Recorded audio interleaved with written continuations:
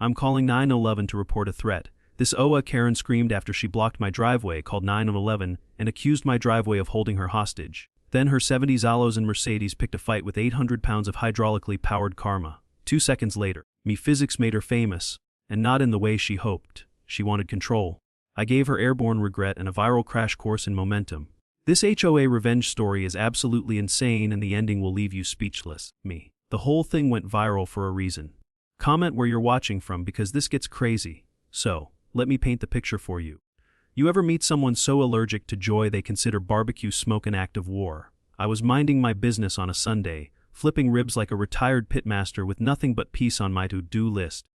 Then she showed up. Marlene Godfrey, HO President self, appointed guardian of neighborhood oxygen, and the kind of woman who walks like every sidewalk owes her money.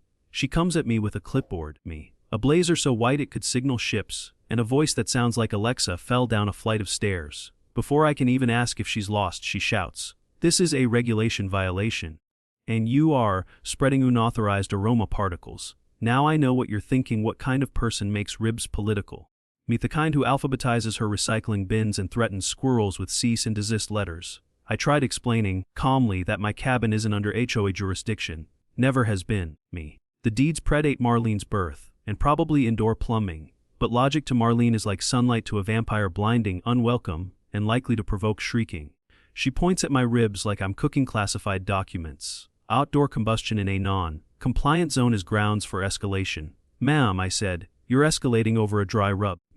That's when I introduce her to the post. The steel driveway guardian my dad installed back in the day, originally built to keep lake traffic from mistaking our gravel road for a public boat ramp. I updated it with hydraulic lift, crash detection, and enough red warning lights to scare off a drunk raccoon. Marlene peers at it and smirks like she just found a rusted mailbox. "You think that lawn ornament's going to scare me?" "Ma'am, that lawn ornament has more certifications than your HOA charter." She scoffs and clicks her heels back to her Mercedes, promising I'd be fined into compliance by sundown. Now I don't know what kind of person threatens a man's brisket and lives to tell about it, but Marlene was about to find out what happens when you declare war on smoked meat and mechanical engineering in the same breath. And let me tell you, the post wasn't just watching, it was waiting. She thought she was enforcing neighborhood harmony. What she didn't realize, the ribs weren't the only thing getting smoked. You won't believe what happens when her SUV meets my driveway post on a sunny afternoon. My dad didn't leave me stocks, gold bars, or buried treasure. He left me something far more satisfying. A 1970s steel driveway post with the attitude of a bouncer and the memory of a bloodhound. My upgrade, hydraulic lift, infrared sensors, emergency stop tech. And enough legal documentation to make a city planner weep. It wasn't just a security system. It was a statement. One that said, "You can trespass, but I dare you to try it twice." Dad always said, "If you can't build a fortress, build something that makes people think it's a fortress." He was a Navy engineer who treated bolts like sacred geometry and never trusted a no trespassing sign to do what 800 pounds of steel could do better. When he passed, he left me this lakeside cabin and every blueprint, permit, and spare part filed tighter than a Marine's haircut. My job, protect it with the same stubborn love he poured into it, and maybe add Wi-Fi. So when Marlene said, "This kind of hardware belongs in a war zone, not a neighborhood," I didn't argue. I just smiled. It's not war, Marlene, it's deterrence with flair. Now here's where things go from HOA silly to HOA psycho. After Marlene's barbecue freakout, I checked my security cams. Turns out that wasn't her first act. She'd been doing HOA recon like a suburban CA agent. 4 drive-bys in 2 days, taking photos from behind her tinted windows like she was scouting targets. One video even caught her whispering into her phone while pointing at my driveway post like she was on safari and had just spotted an endangered species. I replayed the footage 3 times just to make sure I wasn't hallucinating the clipboard. Let me tell you, nothing chills your spine like realizing your neighborhood Karen thinks she's Jason Bourne with a hair appointment. This woman had notes, literal notes, on my comings and goings, the timing of my barbecue sessions, and most hilariously a sketch of my suspicious post mechanism with the words "potential threat" underlined in pink highlighter. I laughed so hard I nearly snorted brisket. What she didn't know was my cameras don't just record video, they timestamp everything, log motion, and back it up to the cloud. So while she thought she was building a case, I was building an archive. But here's the kicker. When someone stalks your property and calls it community vigilance, they're not trying to protect the neighborhood, they're trying to own it. Marlene wasn't concerned about safety. She was obsessed with control. Her HOA badge might as well have come with a tiara and a bullhorn. But the thing is, I didn't need to fight her. I just needed to let her get comfortable thinking she was in charge, while my driveway post quietly waited for its Oscar-winning debut. When someone trespasses in the name of community, they usually mean control. And the people who shout the loudest about rules, they're the first to bend them when the camera's off. You don't need to shout back. Just make sure your receipts are louder than their accusations. She thought she was building a case against my ribs and my robot, but all she did was build a highlight reel of her own undoing. And next time she pulls into my driveway, let's just say the post doesn't blink, but it does respond. You ready to see what happens when Karen meets consequence? Stick around. Nothing says love from the HOA like someone parking sideways across your only driveway, then calling 911 to report you as the problem. I opened my garage, ready for a peaceful grocery run, and there it was, Marlene's Mercedes, gleaming like a dental ad and parked with the grace of a drunk flamingo. She was angled across my exit like she was defending the last slice of cheesecake at a church potluck. Her window was down, phone pressed to her ear, and I could hear her say it plain as day. I'm calling 911 to report a threat. There's a man with an automated weapon and he's holding me hostage. Now let me pause. She was blocking me in, but said I was holding her hostage. That's OA logic for you. Spin the story so fast it flies off the truth and smacks someone else in the face. I rolled down my window, sipped my water, and just watched her act. Her voice got louder, her tone more panicked. She pointed at my driveway post like it was a heat-seeking missile. And then, just to season the stupidity, she started live streaming. Neighbors, she announced to her 14 viewers, this man has a military-grade robot trapping me in this driveway. You ever see someone live stream their own downfall in 4K? It's majestic. My cameras were already rolling, of course. 4 angles. Full resolution, clear audio. But now Marlene was supplying her own bonus content, commentary included. I watched as viewers began trickling in. At first, people believed her. Stay safe, Patricia! Oh, yes! She uses her middle name on social. Makes her sound more HOA official. But then came the doubters. Wait, isn't your car blocking his driveway? Followed by, that metal post isn't moving. Why don't you? The Karen momentum was starting to stall. That's when Officer Delgado pulled up. You could tell by his face he'd met her before, probably during a thrilling investigation into unlicensed daffodils or mailbox curvature. Marlene turned up the drama like it was a community theater audition. Officer, thank goodness you're here. He activated his death machine and I'm trapped in this war zone. Delgado looked at me, looked at the driveway, then looked at her SUV sprawled like it had lost consciousness. Ma'am, he asked, why is your vehicle positioned across his exit? Without missing a beat, she barked, defensive positioning against automated threats. Delgado didn't blink, but I could see his soul trying to climb out of his badge. I handed him my phone with the security footage. Time-stamped, multi-angle. Marlene admitting, I'll block his exit until he removes that ugly robot stick. Delgado played it twice, his expression transitioning from tired to entertained. Marlene's face turned 3 colors. No HOA approved paint chart includes. She tried to pivot. That video is fake. He's a tech guy. He probably made it in a lab. But the live stream, her own live stream, was still going, and the comments were piling in like popcorn at a disaster movie. If you're going to lie, at least pick a story that isn't already being debunked in real time by your own phone. Cameras don't bend to HOA drama. And physics. It doesn't sign off on your HOA newsletter. She blocked the exit. Claimed she was trapped and accused my driveway of terrorism. What happens next is the kind of logic only gravity can correct. You ever seen a Mercedes try to square up against Newton's laws? Just wait. Ever seen a luxury SUV try to win a fight with hydraulics? Because that's how flying cars are born, on HOA Facebook Live with commentary, hashtags, and a rising tide of digital popcorn. Marlene's viewer count ticked past 200, her face glowing with righteousness, her voice climbing the octaves like she was conducting an exorcism through Wi-Fi. Officer Delgado, still trying to reason with her, said the words every HOA villain treats like betrayal. Mom, please move your vehicle now. She hissed back, not until that death pole is removed from this neighborhood. At this point, it was like arguing with a smoothie made of ego and expired Xanax. I calmly walked over to the post control panel. It's got 2 buttons, one red, one green. She saw my finger hover near the red and screamed, It says activating it! Officer, stop him! That's a threat to all civilian vehicles. Delgado muttered something under his breath about needing hazard pay. The moment I tapped the red button, the lights blinked, and the automated voice kicked in, security system armed. Do not approach. Now any reasonable person, heck any reasonable squirrel, would have backed up and called it a day. Me, but not Marlene. She revved her 70,000 Mercedes like she was about to enter a demolition derby. Her voice shook with conviction. Me. I'll show him what happens when you threaten the HOA with cyber weapons. Then, bless her delusion, she floored it. The post had just begun to rise. Me. All 800 pounds of tempered steel inching upward with mechanical dignity when her bumper met physics. The timing was poetry. Her Mercedes struck the post the exact second it reached midpoint lift, enough force to trigger the crash countermeasures. That post didn't just stop the car. It launched it. The front end lifted. Me. The rear followed, and for a glorious slow-motion moment, her luxury vehicle achieved what no HO budget meeting ever could: escape velocity. The car flipped forward once, then twice, like a drunk ballerina performing Swan Lake on Red Bull. Her livestream caught every frame, her face morphing from confidence to cosmic regret mid-air. The landing sounded like an orchestra of car insurance claims, metal crunching, airbags vomiting, and Marlene's voice shrieking through a cracked iPhone mic. "My Mercedes! What just happened?" Steam hissed. Me. Glass showered the driveway, and the HOA's crown jewel now looked like a frat prank gone nuclear. I didn't say a word, didn't need to. Me. Because every viewer on that live stream just witnessed the day stupidity challenged engineering and got suplexed. You don't need to fight dumb with noise. You let steel permits and gravity do the talking. Me. Some folks demand respect.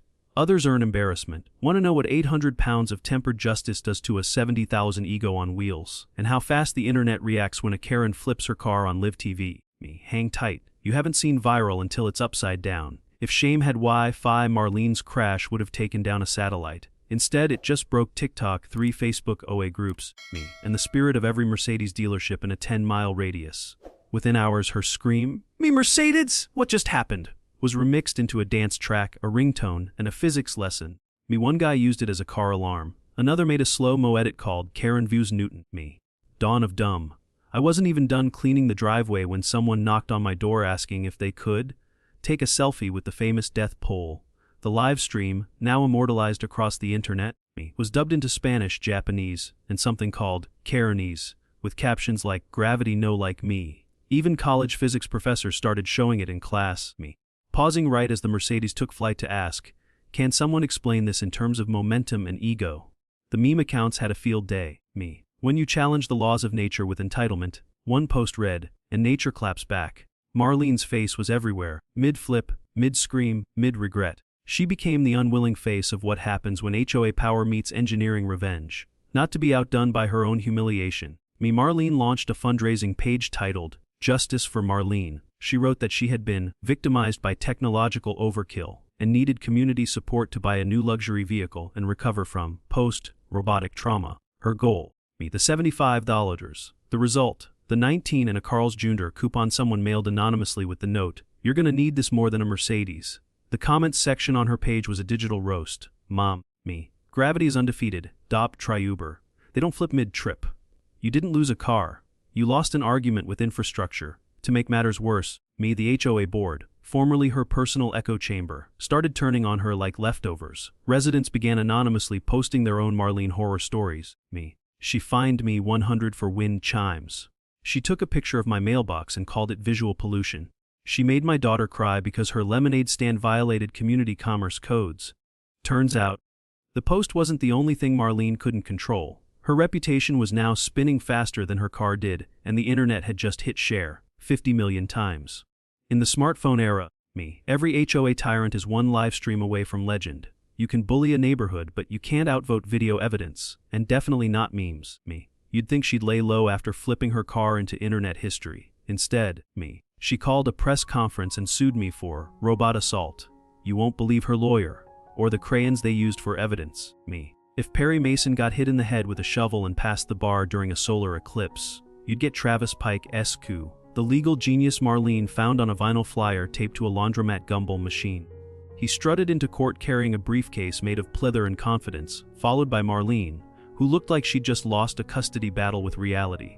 Travis opened by declaring, "Me. We intend to prove that my client was targeted by a weaponized steel apparatus operated by a private citizen without government clearance." The judge blinked twice and reached for his coffee like it might turn into whiskey. Me. Marlene, still riding the fumes of denial, presented the court with what she called technical schematics. It was 2 poster boards and a sad pile of glitter glue, one labeled Death Robot, me. The other victim's vehicle. She pointed at my security post with the same fear people reserve for snakes or tax audits.